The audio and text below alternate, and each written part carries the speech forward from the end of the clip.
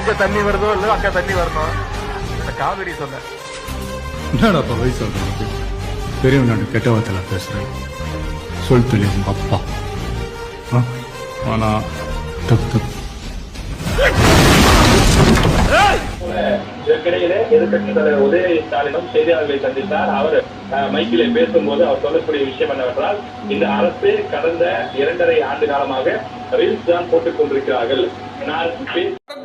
நடக்குமான்னு ரொம்ப நாளா வெயிட் பண்ணிருக்கேன்.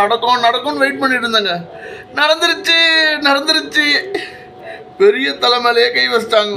எப்பா இவங்க கீழே இருக்க பொட்டுங்களா இனிமேல் மூட்டை முடிச்சா நோடுங்க. அடுத்தெல்லாம் உங்களுக்கு செஞ்சுக்கிட்டே இருப்பாங்க.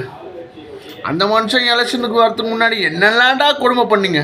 அப்போல்லாம் ஜனநாயகம் சாவலியா? உங்களை கைது பண்ணணும் ஜனநாயகம் செத்து போச்சா? இனி அடி வாங்கினே இருப்பீங்கடா நீங்கள். வாங்க.